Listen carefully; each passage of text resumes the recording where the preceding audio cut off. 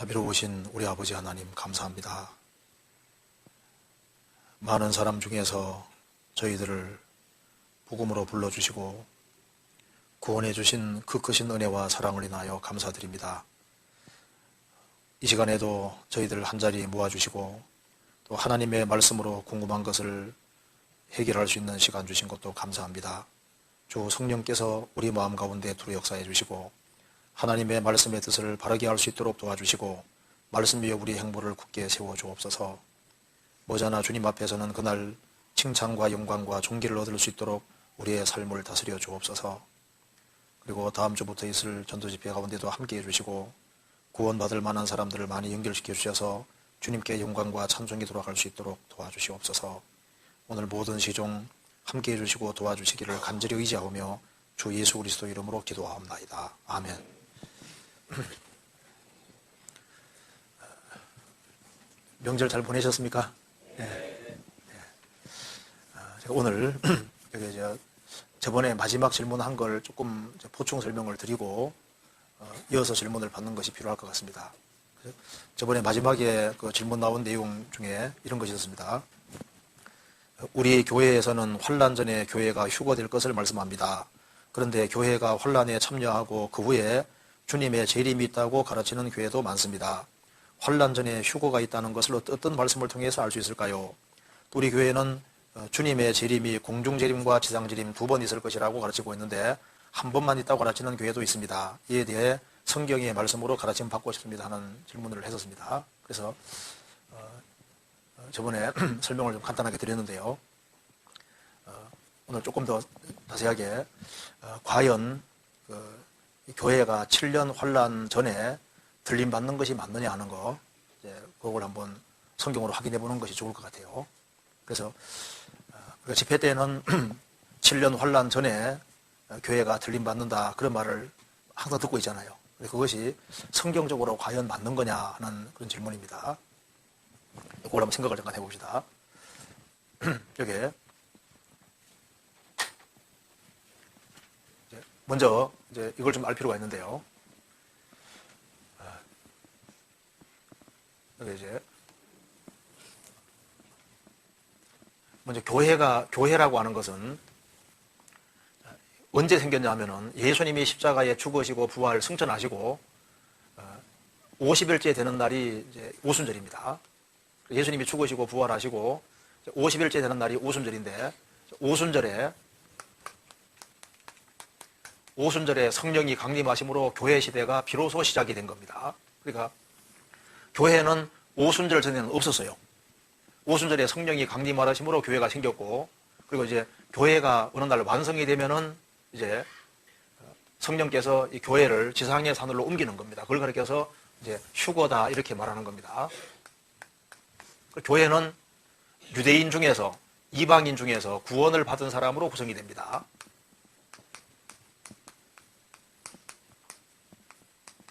그러니까 예수님 오시기 전에는 유대인과 이방인 두 줄기밖에 없었습니다. 그런데 이제 예수님이 죽으시고 부활하신 이후에 유대인과 이방인뿐 아니라 제3의 새로운 것이 하나 생긴 거예요. 그걸 교회라고 하는 겁니다. 교회. 그래서 이제 오순절에 성령이 강림하심으로 교회 시대가 시작이 됐고 예루살렘과 온 유대와 사마리아와 땅끝까지 이르러 내 증인이 되리라. 그래서 복음이 전 세계 전파되고 교회가 완성이 되면은 주님께서 교회를 데리러 오시는 겁니다. 그래서 예수님이 우리를 데리러 오시는 이것을 가리켜서 복된 소망이다. 그렇게 성경이 말하고 있지 않습니까? 복된 소망을 기다리게 하셨다. 그래서 이제 교회가 들림받고 난 다음에 그 다음에 7년 혼란이라는 것이 있는데요.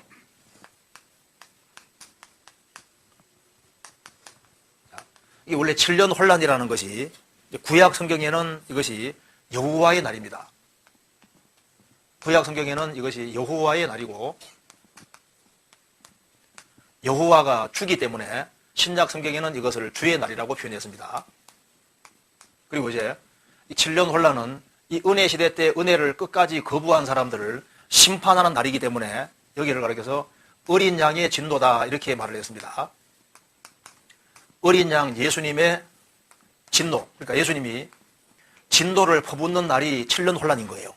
그리고 이제 예레미야 30장에서는 이것을 가리켜서 야곱의 혼란 때다 이렇게 말하고 있습니다. 야곱, 이스라엘의 혼란 때다. 그러니까 이스라엘 민족이 히틀러에게 한 600만 가까이 죽임 당했는데 그건 약관입니다. 이스라엘이 아주 전무후무한 혼란을 당하게 됐는데 이것이 야곱의 혼란 때. 그러니까 7년 혼란이라고 하는 것은 하나님이 벌을 내리는 날이거든요. 그러니까 이제 그 구약시대 때 노아 홍수 때 하나님이 1년 홍수 내리셨는데 이 1년 홍수가 하나님의 진노입니다. 진노. 그래서 방주가 완성이 되고 구원받지 못한 사람들을 심판하기 위해서 진노를 내리는 게 1년 홍수였거든요. 7년 혼란이라는 건 뭐냐 하면은 이 은혜를 끝까지 거역한 사람들을 심판하는 심판된 거예요. 그러니까 교회라고 하는 것은 교회는 혼란 자체하고는 처음부터 관계가 전혀 없는 존재인 겁니다. 그러니까 성경에서 오순절에 성령이 강림하셨고 이제 교회가 이제 들림 받는데요. 그러면 여기에서 이제 우리가 왜 교회가 7년 혼란 속에 왜 안 들어가느냐? 그 증거는 성경에 많이 있습니다. 제일 먼저 이제 들을 수 있는 것이 뭐냐면요. 다니엘서 9장에 다니엘의 70일회가 있는데 나중에 배우게 될 겁니다. 교회에서 배우게 될 텐데요. 다니엘의 70일회가 있을 때 69일회가 진행될 때 유태인 이방인 2줄기밖에 없었습니다. 그리고 이제 마지막 한일회가 진행될 때도 유대인 이방인 2줄기밖에 없습니다. 그래서 다니엘서에 보면은 이제 바벨론, 메디아, 페르시아, 헬라, 로마가 나오고 예수님 배척받는 게 나오고 갑자기 이제 마지막 때 이렇게 나옵니다. 그러니까 이제 구약 성경 읽어보시면 모든 예언서는 초림까지 나오고 갑자기 재림까지 나오는데 요 사이에 교회에 대해서는 구약시대 사람들이 몰랐거든요. 그래서 69일회가 진행될 때 유태인 이방인 둘밖에 없었고 마지막 한일회가 진행될 때도 유태인 이방인 둘밖에 없는 거예요. 그래서 교회는 70일회하고는 원래 관계가 없는 거거든요. 그 다음에 요한계시록을 보시면은 이제 요한계시록 1장은 내가 이제 사도 요한이 본 것, 이제 있는 일, 2장, 3장은 교회 시대입니다. 이제 4장, 5장은 교회가 천상에 올라가 있는 거거든요. 그리고 이제 6장부터 19장까지는 7년 혼란이고, 그 다음에 이제 19장 끝에는 예수님이 지상재림하는 것이 나와 있다고 말입니다. 그래서 이제 계시록 1장은 예수님을 본 것, 2장, 3장은 교회 시대고, 이제 4장, 5장 가면은 교회는 어디가 있냐 하면은 저 위에 주님 앞에 가 있는 곳으로 묘사가 되어 있고, 그 다음에 이 지구상에는 혼란을 내리는데, 여기에 교회는 요한계시록 6장부터 19장까지 속에는 교회가 나오지 않거든요. 그리고 교회가 주님이 지상재림할 때 오는 곳으로 되어 있다 그 말입니다. 그리고 보세요. 교회가 만일 혼란 속에 들어간다면은 깨어있으란 말이 필요가 없는 거예요. 주님이 도적같이 오신다고 말씀하시죠. 도적같이 오시는데 혼란 속에서 막 엄청난 재앙이 내려오고 하면요, 다 벌벌 떨면서 다 깨어있지. 어떻게 졸며 자겠어요? 주님이 도적같이 갑자기 오신다고 성경에 항상 나오잖아요. 갑자기 오셔서 갑자기 데려가신다고 되어 있거든요. 만일 혼란 속에서 적그리스도가 딱 등장해서 있지 않습니까? 표밖에 하는 그 시대에 들림 받는다 그러면요, 바짝 다 긴장해가지고 다 깨어있지. 어떻게 다 성경이 말씀하기를 다 졸며 잘세, 다 졸며 자고 주님 오시는 그날 먹고 마시고 시집가고 장가가고 있으면서 살고 있다가 주님이 갑자기 오셔서 둘로 갈라진다고 되어 있잖아요. 그렇잖아요. 그리고 주님이 그리스도인들을 데리러 오실 때 이것이 주님이 공중재림하는 것은 교회를 데리러 오시고 그 다음에 지상재림은 왜 있냐 하면은 7년 혼란 통과해서 고통받는 이스라엘 민족을 건질하고 지상재림하시는 거예요. 그러니까 이제 왜 재림이 두 단계가 되냐 하면은 하나는 구약시대에 없던 교회가 생겨서 교회가 완성돼서 교회를 천상으로 옮기는 데려가는 그 일을 위해서 공중에 오시는 거고, 지상재림은 혼란을 통과해서 고통받는 이스라엘을 건지시고 천년왕국 이루시려고 오시는 거니까, 그래서 공중재림과 지상재림이 있게 되는 거예요. 그리고 성경에서 말씀하기를 교회는 혼란과는 처음부터 관계가 없습니다. 요한계시록 3장 한번 봅시다. 요한계시록 3장 10절을 보시겠습니다.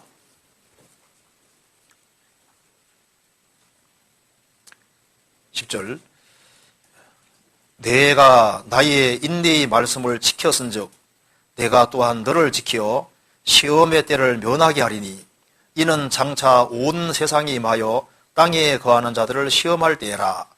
이게 장차 온 세상에 임하여 땅에 거하는 자들을 시험할 때라. 이게 진료 논란입니다.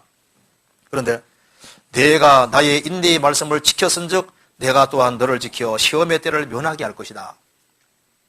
그리스도인들은 7년 환란이라고 하는 그 시험의 때를 명쾌하실 것이다.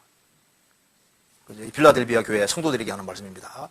그래서 그리스도인들은 환란 속에 들어가지 않기 때문에 주님 오시는 것이 복스러운 소망이 되는 거예요. 그래서 7년 환란 속에 그리스도인들이 들어가는 것이 아닙니다. 요한계시록 6장 보시겠습니다. 6장 보시면 이렇게 되죠.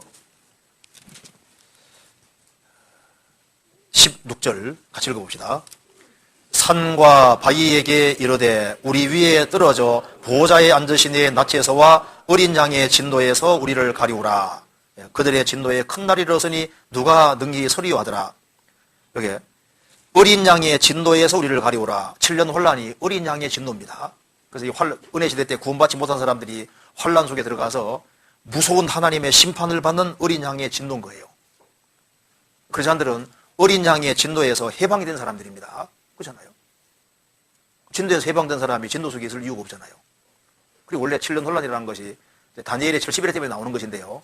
크리스찬하고는 처음부터 관계가 없어요. 그래서 성경에 이렇게 되어 있습니다. 데살로니가 후서 2장 보시겠습니다.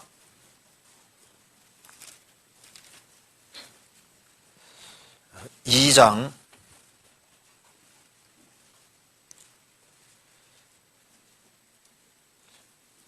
6절에 보시겠습니다. 6절. 저로 하여금, 적그리스도입니다. 적그리스도로 하여금 저의 때에 나타나게 하려 하여 막는 것을 지금도 너희가 하나니, 적그리스도로 하여금 저의 때에, 7년 혼란입니다.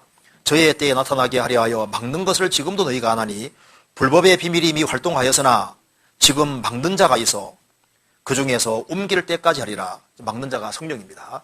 성령께서 지금 적그리스도의 출현을 지금 막고 계시는 거예요. 그래서 그 뒤에 그때 불법한 자가 나타나리니, 지금 성령께서 교회를 통해서 지금 적그리스도 출현을 막고 있는데 그 중에서 옮길 때까지 하리라. 그때 불법한 자가 적그리스도가 나타날 것이다. 그래서 7년 혼란 속에 들어가면은 적그리스도가 딱 등장하잖아요. 평화 가지고 들어옵니다. 그 계시록 6장에 나와 있잖아요. 평화 가지고 들어와서 실제 평화를 이루어주고 그 다음에 중반기 때 죽게 됐다가 사탄의 능력으로 살아나고 그 사람이 세계의 왕이 되는 거예요. 그리고 주 예수께서 그 입의 기운으로 저를 죽이시고 둘째 사망 불못에 집어넣습니다. 강림하여 나타나심으로 폐하시리라. 그래서 적그리스도가 출현하려고 하는데 지금 출현하지 못하게 성령께서 막고 계신데, 왜냐하면은 은혜 시대 구원받을 때까지는 성령께서 적그리스도가 출현하는 걸 막고 계시는 거예요. 그래서 지금 막는 자가 있다.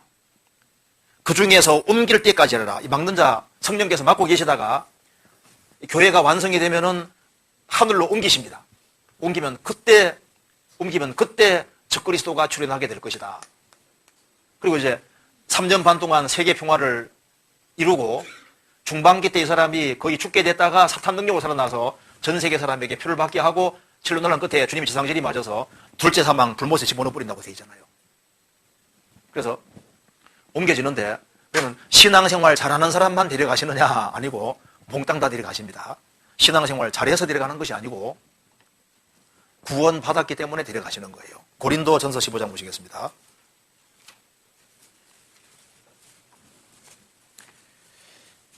(15장) 51절. 보라, 내가 너희에게 비밀을 말하노니 우리가 다 잠잘 것이 아니요 마지막 나팔에 순식간에 훈련이 다 변화하리니, 나팔 소리가 나매 죽은 자들이 썩지 아니할 것으로 살고 우리도 변화하리라. 순식간에 훈련이 다 변화한다고 했는데 이 다 속에 누가 포함되냐 하면은 그 앞에 고린도전서 11장 보시겠습니다. 11장 30절. 이러므로 너희 중에 약한 자와 병든 자가 많고 잠자는 자도 적지 아니하니. 고린도 교회는 신앙생활이 엉망이었습니다. 그래서 병든 사람도 있고 약한 자도 있고 징계로 죽은 자도 적지 않다. 그런데 주님이 공중에 재림하실 때 순식간에 혼련이 다 변화할 것이다. 그렇게 되잖아요. 또 어떤 사람도 마지막 나팔이라 했으니까 요한계시록에 나와 있는 7번째 나팔이다. 물론 아닙니다. 7년 환란 속에서 불리는 7나팔은 절체에 7인의 심판이 있고 7나팔 심판이 있는데 7년 환란 속에 나오는 7나팔은 천사가 부는 나팔이고 이건 심판을 하기 위한 나팔인 거예요. 그리고 데살로니가전서 4장과 여기서 말하는 마지막 나팔은 교회 시대가 끝나는 은혜 시대가 끝나고 이제 은혜 시대가 마감되는 나팔이고 교회를 소집하는 나팔이니까 성격이 완전히 다른 겁니다. 그래서 이것을 하나님의 나팔, 마지막 나팔이라고 하는 거예요. 은혜 시대는 점점 지나가는 겁니다. 그래서 그리스도인들이 혼련이 다 변화하는데 그래서 공중에서 주님을 맞이하는 것이 맞습니다. 순식간에 변화되어서 공중에서 주를 영접하게 하신다. 그래야 우리가 항상 주와 함께 있으리라. 그래서요, 예수님이 이제 공중 재림하는 예고편을 변화산상 사건에서 먼저 보여주셨습니다. 예수님이 나타나셨을 때 옆에 모세가 서고 엘리야가 섰죠. 모세는 죽었다가 부활하는 그리스도인의 모습이고 엘리야는 산채로 들림받은 사람입니다. 그래서 성경에 말씀한 대로 그리스도 안에서 죽은 자들이 먼저 일어나고 그 후에 우리 살아남은 자도 구름 속으로 끌어올려 공중에서 주를 영접하게 하시리니 그리하여 항상 우리가 주와 함께 있으리라. 그래서 모세와 엘리야는 예수님이 공중 재림하실 것을 예고편으로 보여주신 거예요. 그래서 주님 오시면은 구원받고 죽은 사람들이 부활하고 주님 오시는 그날까지 살아있는 사람은 산채로 주님 앞에 설 것을 말씀하는 겁니다. 그래서 공중에서 주를 영접하게 하실 것이다. 그리하여 우리가 항상 주와 함께 있으리라. 그래서 교회가 들림받고 그 다음에는 이 지구상에 무서운 혼란이 있는 거예요. 그래서 그 다음에 천왕국이 있는데요. 그러니까 7년 환란하고 교회하고는 처음부터 아예 관계가 없는 겁니다. 아예. 처음부터 관계가 없어요.